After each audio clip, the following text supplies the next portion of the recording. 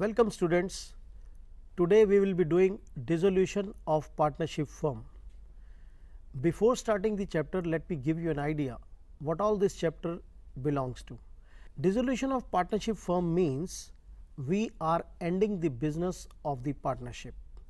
Now the partnership will come to an end and we will pay back to the partners outside liabilities, realize all the asset and finish off the business. So, what are the key points which we have to cover in this? The first point which we will be covering is what is the difference between dissolution of firm and dissolution of partnership firm. Second point, what are the methods of dissolution. Third point, how do we settle the accounts? We pay first to whom and then to next to whom, like this. And in the end we will be discussing how do we finalize the accounts and do journal entries, make realization account, capital account, bank account, how do we tally all the accounts and get the business over. And after that we will be discussing few very important adjustment entries which generally come in the question and so on. So, let us start with the first point. What do you mean by dissolution of partnership and what do you mean by dissolution of partnership firm? The first point is, while in partnership we have already dealt with the cases admission, retirement, death, insolvency. Here existing partnership comes to an end, but business is still continued with the new partners.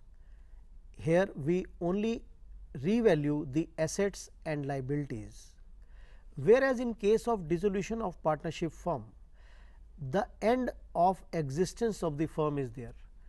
Assets are sold off, that is realized, liabilities are paid off and everything finished, and then we pay to the partners. While doing the dissolution of partnership firm, we can go by any of the following ways. Point number 1, if there is an agreement between all the partners, we can dissolve the firm at any time because it is at the will of the partners.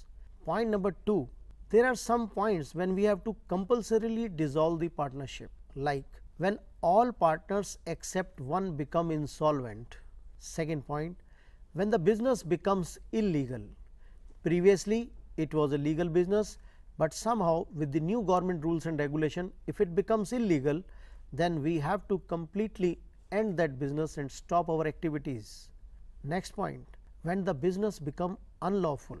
Suppose previously something was allowed and now it is disallowed by the government. So, it becomes unlawful now. Next point, on the happening of some event like war with the enemy country.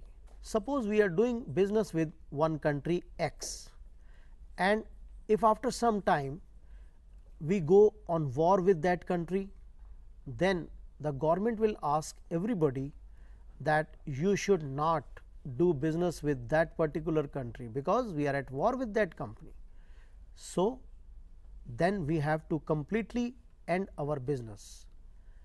Next point, there may be happening of some contingencies like expiry of the term. Suppose we have started partnership and decided that we will continue for 2 years only, then after 2 years we definitely have to end our business because it was for 2 years. So, we have to close it down. Next point, sometime venture is completed, like we have started the partnership for a particular business. Now, the business comes to an end.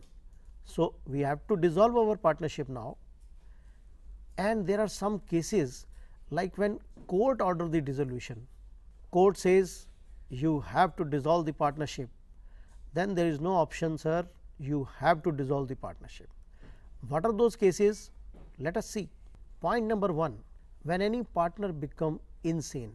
Insane means he is not capable of taking rational decisions. So, court will say the partner is insane. So, please dissolve the partnership. Next point, when there is a permanent incapacity of the partners. Suppose there are 2 partners, one of them met with an accident and now he is permanently incapable of doing the business. So, how can one partner be a partner?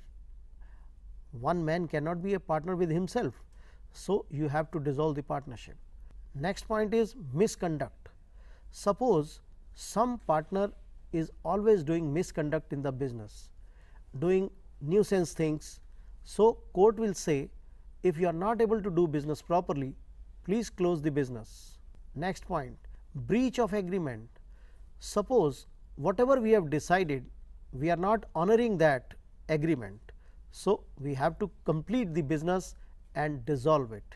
Next, if we transfer our interest to third party, then without the permission of other partner, if you are transferring the interest, the court will say, if you are not considering your partner, then why you are doing the business?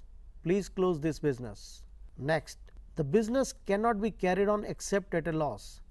If you know that business will always be incurring losses every time, so then is it possible to carry on the business? No, then you have to close it down. And if court thinks it is just and equitable, then you have to again close the business. Now, what do you mean by just and equitable?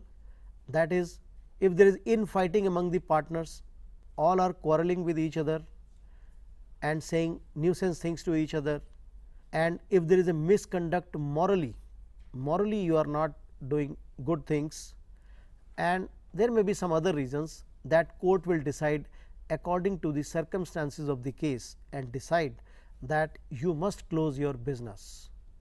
In these cases, we have to dissolve our partnership firm. Now, the second point in this is settlement of accounts. How do we settle the accounts? I hope you know, first of all we have to pay to the outsiders, and then partners loan, and finally whatever remains we will pay to the partner capital, and if still something remains we will share in profit sharing ratio. Another point in settlement of account is private debts and firm debts. Now, what do you mean by private debts? Which belong to you only, and what do you mean by firm debts? Which belong to the firm. Firm means all partners taken together, business debts, and private debts means your only personal debts. Now, what is the position? Firm property will be applied for firm debts, and if there is any surplus, it will be distributed between the partners in their profit sharing ratio. Next point, private property will be first applied for private debts, and if there is any surplus, it can be used for firm debt if required. So, we can understand from both these things is that partnership liability is unlimited, sir. You have to pay the partnership debt even out of your private property also. So, please take care while entering into a partnership. Your private money can also be used for firm debts. If any partner goes insolvent, then what happens? If a partner is insolvent, his insolvency liability will be borne by other solvent partners who are having credit balance only in the capital ratio. Now, capital ratio can be fixed or fluctuating. I hope you know what is fixed and fluctuating. Once again, let us recall. Fixed capital means when we are having capital account and current accounts, and fluctuating capital means when we are having only one capital account, right. This was decided in a very famous case of Garner versus Murray. We only have this much in our course regarding insolvency. Next point, please remember, partner with already debit balance, although they are solvent, will not bear this loss of insolvency as they are already in debit. So, they cannot share this loss. Now, what we do in dissolution of partnership firm? Let us discuss point by point. When partnership firm is dissolved, all assets and liabilities are transferred to realization account. Then capital account, reserves, P&L account are transferred to capital accounts. Next, external liability and assets except cash are transferred to realization at balance sheet value, whatever is given in the balance sheet and not the realizable value. Then liabilities are paid off and assets are sold, that is realized, and whatever profit or loss arise due to these transactions, it is distributed among the partners in their old profit sharing ratio. And after that, whatever balance remains in the partner capital account, it is paid off and it's all over for the business. Now, for completing all these things, what exactly journal entries we are doing? First, when we transfer the assets, realization account debit to sundry assets at balance sheet figures. Then we transfer liabilities, sundry liabilities debit to realization. When the assets are sold, bank account debit to realization account, money comes in, and when we pay the liabilities, money goes out, realization account debit to bank. So, the main rules are debit is loss, credit is gain, as it is a nominal account. When asset is taken over by a partner, partner capital account debit to realization, and when the liabilities are paid by partner, realization account debit to partner capital account. Instead of cash account, now we will use partner capital account. So, the rules is again the same, debit the receiver, credit the giver.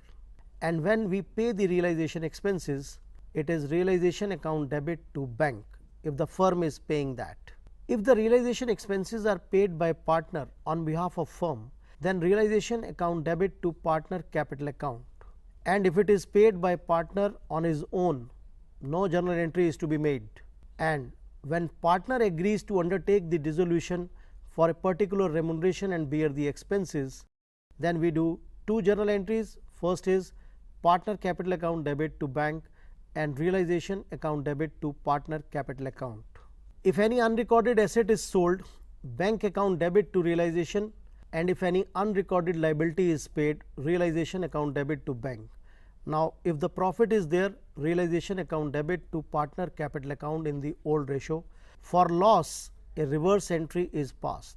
Let us recapitulate what we have done today is, first of all, we have done the meaning of dissolution of firm and dissolution of partnership firm. Then we have understood how the settlement of account is made and the various ways of dissolution and various entries to be done at the time of dissolution, that is making the realization account and settling the partner's liability. Thank you.